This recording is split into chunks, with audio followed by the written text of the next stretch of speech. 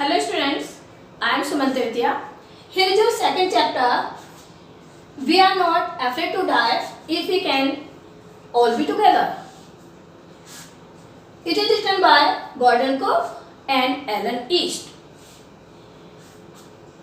The title suggests its meaning. It is a dialogue of his family member and family member is the writer's son. ये writer के बेटे ने dialogue बोला है, उस dialogue के नाम पर इस चैप्टर का नाम रखा गया है और उसका जो बेटा है वो 6 years old है, उसने ये डायलॉग बोला है. There are 6 characters. There are main 6 characters in this story. You can say in this chapter. First is Gordon Cook, the writer himself. He was a businessman and 37 years old. Second, Mary, इनके writer's wife, Mary writer's wife. Third, Jonathan, इनके writer's 6 years old son. Fourth, Susan, इनके writer's 7 years old daughter. 4 members are, these are family members. And Larry Vigil. Larry Vigil, he is an American and he is a crewman. Crewman में जो ship वगैरह चलाते हैं. And Herb Siedler is also a Swiss and he is also a crewman. यानी कि 2 ship को चलाने वाले हैं ये, यानी कि जो writer hired the 2 crewmen. In this chapter, Captain James Cook was a famous sea traveler. The writer inspired much by the Captain James Cook. And इस चैप्टर में आपको पढ़ने को मिलेगा नोट, यानी कि 1 nautical mile मीन्स 6080 फीट. ये समुद्री मील, हम इसको समुद्री मील भी बोलते हैं, समुद्री मील. तो इसमें एक नोट वर्ड मिलेगा, उसका मतलब है कि 1 nautical mile में 6080 फीट होते हैं. ये तो इसकी सब जब ट्रैवलिंग करते हैं, वॉयज करते हैं, तो उस टाइम पे उसको ये नापने की होती है कि कितनी डिस्टेंस कवर किया आपने. Okay students, clear? Now read this chapter. Read the first paragraphs. For the first paragraph is, in July 1976, my wife Mary, son Jonathan 6, daughter Suzanne 7, and I set sail from Plymouth, England, to duplicate the round the world voyage by 200 years earlier by Captain James Cook. यहाँ पे writer ने बताया है कि जुलाई 1976 में, यानी कि writer कह रहा है मैं और मेरी वाइफ और 6 years का मेरा बेटा जोनाथन एंड 7 years डॉटर, हमने सबने इंग्लैंड में जो प्लाईमाउथ प्लेस है, हमने सी वॉयज को, यानी कि वर्ल्ड को समुद्री रास्ते से करने के निश्चय किया कि समुद्री रास्ते से घूमेंगे, समुद्री रास्ते से वर्ल्ड टूर करेंगे एक तरीके से, यू कैन से. और डुप्लीकेट का मतलब हम उसको फॉलो करेंगे या उसकी नकल करेंगे. किसकी? जो कम से कम 200 साल पहले जो कैप्टन कुक ने ये जर्नी की थी, यानी कि हम उसको फॉलो करेंगे या उसी तरह से हम भी जर्नी करेंगे जैसे लगभग 200 years पहले ये आपके कैप्टन जेम्स कुक ने की थी. For the longest time Mary and I 37 year old business. तो कह रहे कि काफ़ी समय से मैं, यानी कि आपने भी बताया कि 37 year old बिजनेस मैन हूँ मैं, और मेरी वाइफ ने had dreamed of selling in the wake of the famous explorer. तो जो फेमस एक्सप्लोरर हैं और भी दूसरे फेमस एक्सप्लोरर हुए, उनको फॉलो करने का निश्चय किया था कि भी हम भी ऐसे ही करेंगे, इनको फॉलो करेंगे जैसे इन्होंने सी जर्नी की है, हम भी ऐसे करेंगे. हमारा ड्रीम था, ये हमारा सपना था. राइटर कह रहा है कि मेरे और मेरी वाइफ का सपना था. And for the past 16 years we had spent all our leisure time honing our seafaring skill in British waters. और पिछले 16 सालों से राइटर कह रहा है कि पिछले 16 साल से 16 ईयर से हम अपना जो फुर्सत का टाइम होता था, खाली समय होता था, उसमें हम इसी को सीफारिंग मीन्स ट्रैवल, सी ट्रैवलर, या होनिंग मीन्स इम्प्रूव कर रहे थे, उसको इम्प्रूव कर रहे थे. जो सी ट्रैवलिंग की बहुत सारी चीज़ें थी जो हमें नहीं आती थी, इनको उसको हम इम्प्रूव कर रहे थे. स्किल इन ब्रिटिश वाटर, यानी कि ब्रिटिश वाटर में, ब्रिटिश के समुद्री वाटर्स में हम उसके मतलब कहने का कि हम उसमें और ज़्यादा प्रैक्टिस कर रहे थे, यानी कि ट्रैवलिंग की और ज़्यादा प्रैक्टिस कर रहे थे। इसलिए क्योंकि मेरी वाइफ का सपना ये था कि हम भी इसी तरह से वर्ल्ड टूर करेंगे by ship. Our boat Vivoka, a 23-meter, 30-ton wooden ruled beauty, and had been professionally built, and we had spent months fitting it out and testing it in the roughest weather we could find.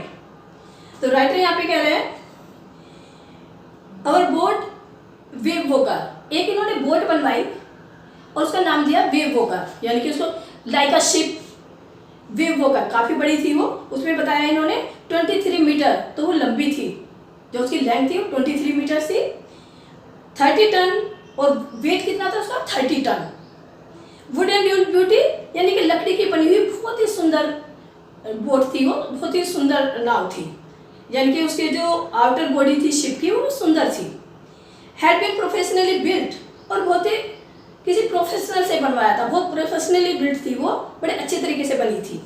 And we had spent months fitting it out and testing it in the roughest weather we could find, और हमने इसको कई महीनों तक इसकी testing की थी, यानी कि इसको बिल्कुल फिट कर दिया था, फिर उसकी टेस्टिंग की थी। और टेस्टिंग कैसी की थी? Roughest weather we could find, यानी कि रफेस्ट वेदर, खराब से खराब मौसम में भी हमने इसकी टेस्टिंग करी थी, यानी कि खूब अच्छे तूफानों में हमने इसको टेस्ट कर लिया था कि कहीं ऐसा ना हो कि जब हम वॉयज पे निकलेंगे तो कहीं ये हमें मतलब परेशान ना करे, टूट ना जाए, कोई प्रॉब्लम ना आ जाए, जिससे कि ये खराब से खराब मौसम में भी सही से काम करे। तो कह रहे थे कि हमने इसमें महीनों लगा दिए थे इसकी फिटिंग में और इसको टेस्ट करने में।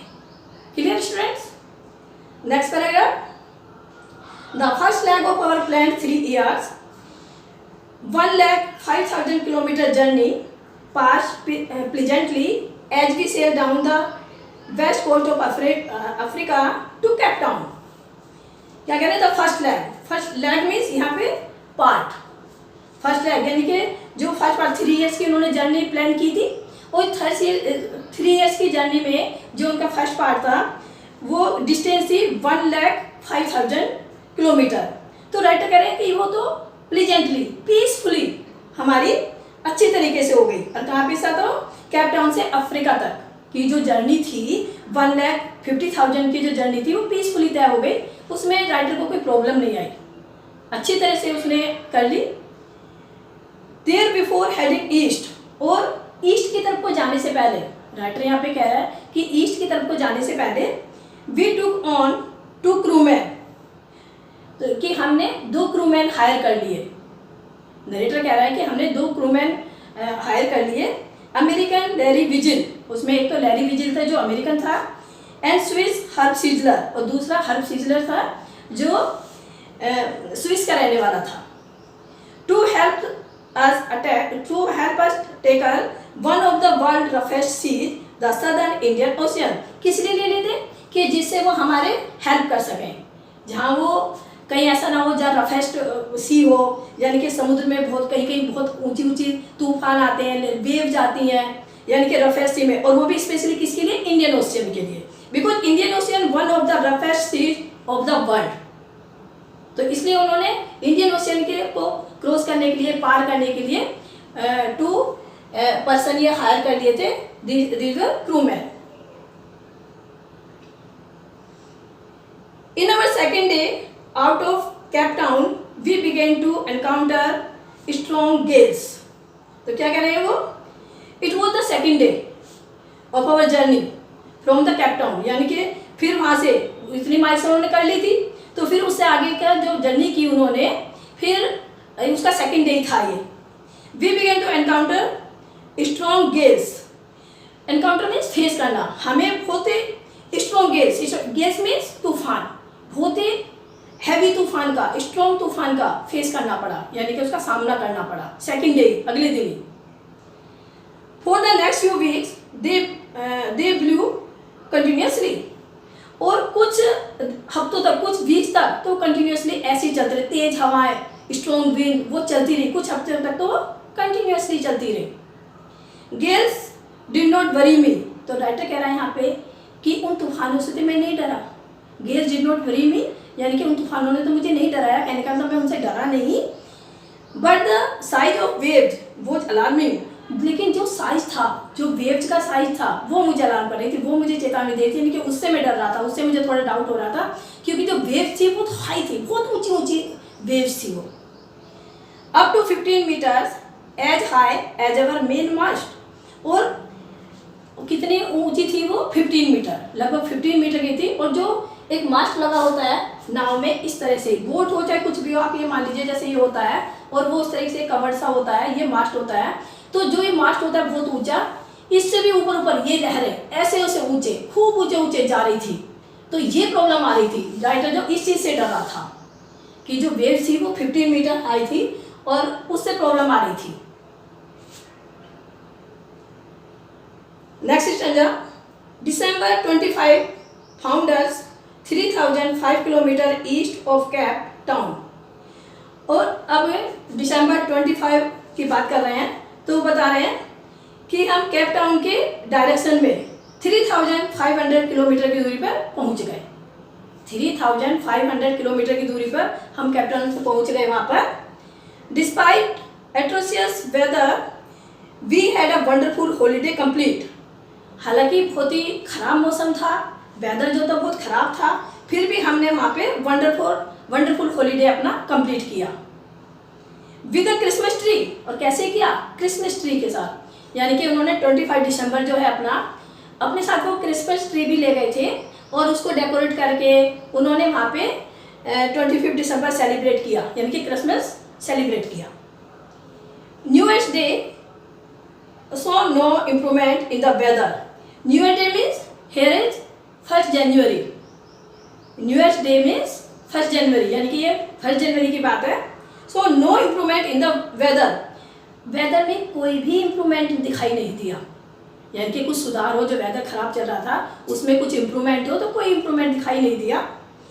But we reason that it had to change, लेकिन हमें थोड़ा ये गैस कर लिया था हमने, थोड़ा रीजन मीन्स आइडिया करना, गैस कर लेना कि इसमें कुछ चेंज तो होगा, वेदर में कुछ चेंज तो होगा, ऐसा हमें लग रहा था।